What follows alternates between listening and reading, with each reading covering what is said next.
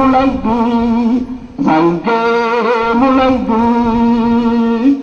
எங்கள் பகைவர் எங்கே மறைந்தார் இங்குள்ள தமிழர்கள் ஒன்றாதல் கண்டு.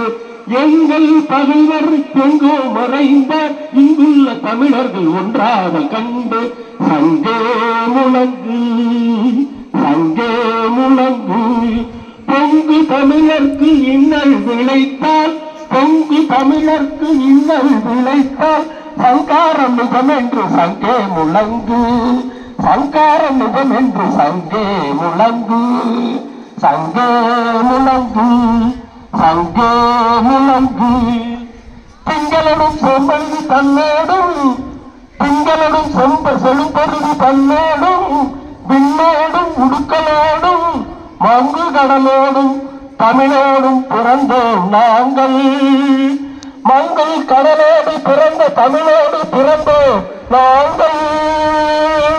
ஆண்மை சிங்கத்தின் கூட்டம் என்றும் சிறியார்க்கு ஞாபகம் செய் சங்கே முழங்கு.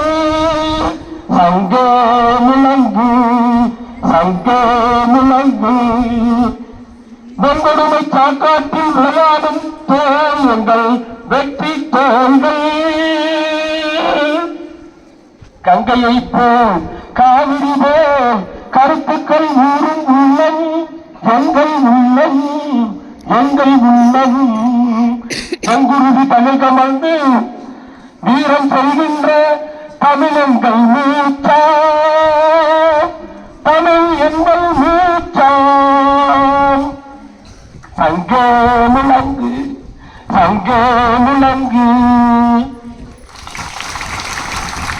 உள்வாங்கி அதுல என்ன சொல்றீங்கன்னு கேட்டு அதன்படி செய்யணும். சரி, எங்களுக்கு என்ன சொல்ல வர்றீங்க, நாங்க என்ன பண்ணிட்டோம் தமிழுக்காக, அதை பற்றி சொல்றதுக்கு கொஞ்சம் பின்னாடி போகணும்.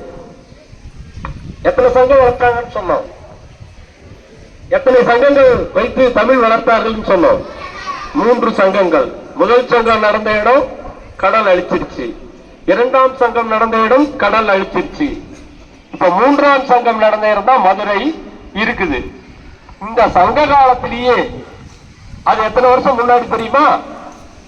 ஒரு 2000 ஆண்டுகளுக்கு முன்னாடி. கடைச்சங்கம் 2000 ஆண்டுகளுக்கு முன்னாடி. அன்றைக்கு இருந்த தமிழ் புலவர்கள்ல பெண்கள் எத்தனை பேர் தெரியுமா? பெண்பார் புலவர்கள். யாராச்சும் ஒரு பெண் புலவர் பேர் சொல்லுங்க பார்க்கலாம்.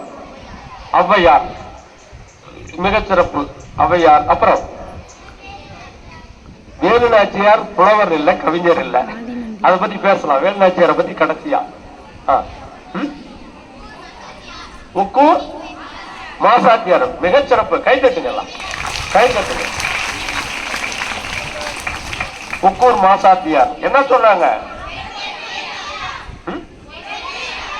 பொன்முடியார். கை தட்டுங்க. பொன்முடியார். இன்று பிறந்தவர்கள் என்பதை கடனே, சான்றோர் ஆக்குதல் தந்தைக்கு கடனே, வேல்வடித்து கொடுத்தல் கொல்லருக்கு கடனே, நல்லடை நல்கள் வேந்தற்கு கடனே, அருந்தமிழ் உருக்கி ஒளிருவா வேண்டி கலிவந்து செய்தல் காலைக்கு கடமை என்ற கடமையை சொன்னவர் பொன்முடியார் இல்லையா? ஆமா, சரி, பரவாயில்ல, பாராட்டுக்கள். கைப்பற்றுங்கள். தேர் படையிலே இருந்து இறந்து படுகிறான். ஆக அண்ணன் இறந்துட்டான், கணவன் இறந்துட்டான். இப்ப அவங்க வருத்தத்தோட இருக்காங்க. போருக்கு எல்லாம் போய்கிட்டு இருக்காங்க. நான் சுருக்கமா சொல்றேன், அது விரிவா சொன்னா அதுக்கே 1 மணி நேரம் வேணும். சுருக்கமா சொல்றேன். போருக்கு போய்கிட்டு இருக்காங்க. அப்ப அவங்க பார்த்துட்டு நின்றுட்டு வருத்தத்தோட நின்றுட்டு இருக்கா. ஏன் வருத்தத்தோட நிக்கிறான்னா, அண்ணனை இழந்து விட்டோம் என்றல்ல, கணவனை இழந்து விட்டோம் என்றல்ல. இப்படி ஒரு போருக்கு போய் தானே நம்ம கணவன் இறந்தான், இப்படி ஒரு போருக்கு போய் தானே நம்ம அண்ணன் இறந்தான், நாம இன்னைக்கு தனிமரமா நிக்கிறோமே என்று வருத்தப்படவில்லை. அடுத்து போருக்கு அனுப்ப நம் வீட்டில் ஆள் இல்லையே என்று வருத்தப்படுகின்ற போது அவளுக்கு தன்னுடைய மகன் ஞாபகம் வருகிறான். மகன் சின்ன வயசு பையன் தெருவுல விளையாடிட்டு இருக்கான். அவனை போய் இழுத்துட்டு வந்து, உன்னுடைய மாமன் போரில் இருந்து விட்டான், உன்னுடைய தந்தை போரில் இருந்து விட்டார், போருக்கு செல்வதற்கு நம் பங்கிற்காக செல்ல நம் வீட்டில் ஆள் இல்லையடா மகனே, நீ உரிய வயதை அடையவில்லை